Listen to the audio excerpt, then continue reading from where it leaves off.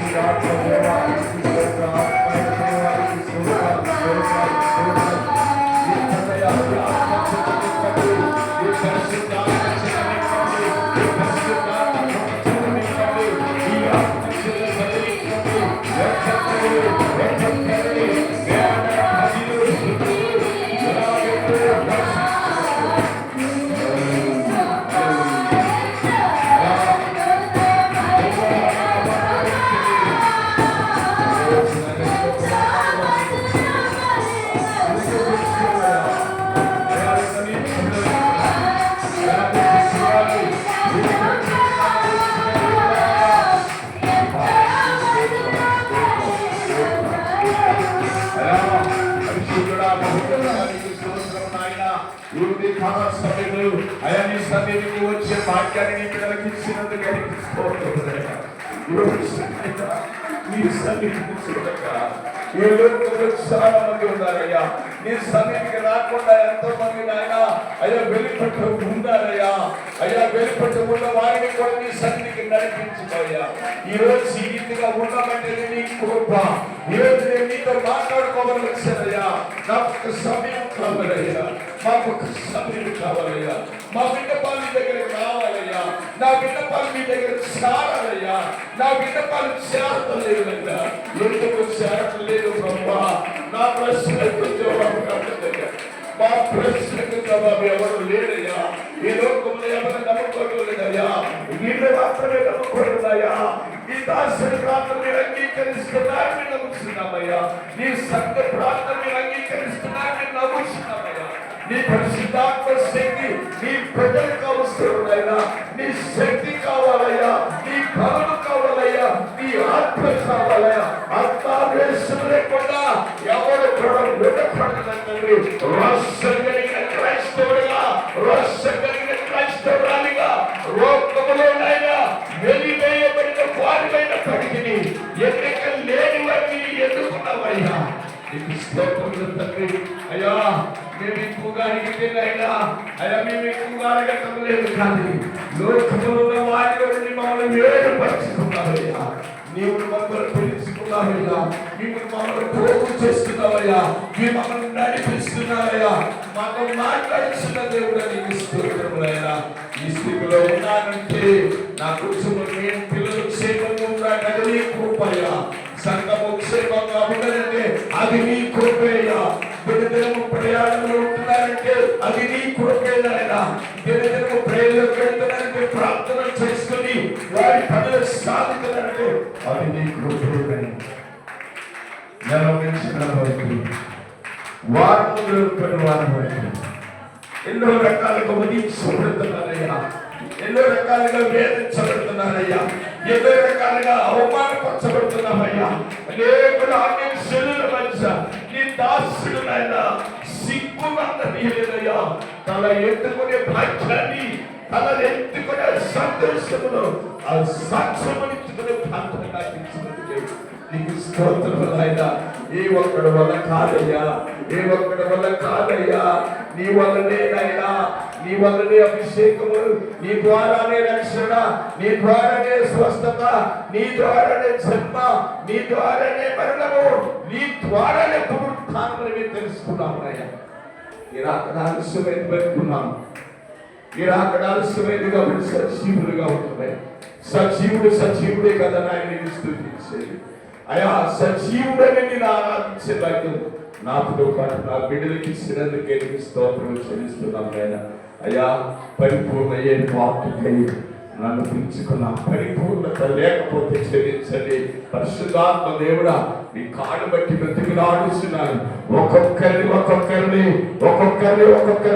నీ ఆత్మ చేత అభిషేకించండి, నీ తైలము చేత నింపండి, నీ తైలము చేత కడగండి, నీ రక్తము చేత కడగండి, పరిశుద్ధపరచండి. పరికాలు మొదలుపడి నడినెత్తి వరకు సంపూర్ణమైన స్వస్థత. ఏ వ్యక్తి అయితే స్వస్థత లేదని వచ్చినదో, ఏ వ్యక్తి అయితే నాకు సంతోషం లేదని వచ్చిందో, ఏ బిడ్డ అయితే నాకు నెమ్మది లేదని వచ్చిందో, ఏ బిడ్డ అయితే నాకు నైనా అనారోగ్యంతో ఉండాలని చెప్పుకోవడానికి వచ్చిందో, ఈ ఆరాధనలో ఒక్కొక్కరు పేరు మీరు జ్ఞాపకం చేసుకుని రాత్రికాల సమయంలో పైన పల్లెలో జరిగిన కోపమును అంత అద్భుతంగా మీరు చదువుకున్నారు. మీ ఆస్తులు మీరు ఎలాగైతే వాడుకున్నారు. ఆదివారం అనబడిన విశ్రాంతి దిన మీ బిడ్డలు నీ సన్నిధిలోకి వచ్చినారు. మీరే దీవించి ఆశీర్వదించండి. మీ నామమునే రక్షణ, నీ నామములోనే స్వస్థత, నీ నామంలోనే అద్భుతం, నీ నామంలో సంపూర్ణత. ఇటు భాగ్యం అందరికీ దయచేయండి. యేసు నామములో ఇచ్చినాను తండ్రి. ఆమేన్, ఆమేన్.